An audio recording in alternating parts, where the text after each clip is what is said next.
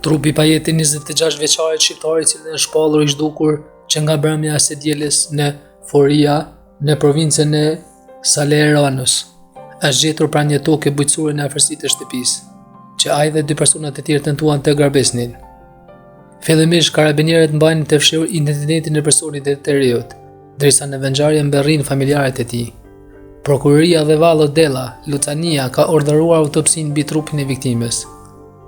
Vendi i zbulimit të trupit është dërguar nga 60 vjeçari italian në shtëpinë të cilit 3 persona dyshohet se tentuan të futeshin për ta grabitur.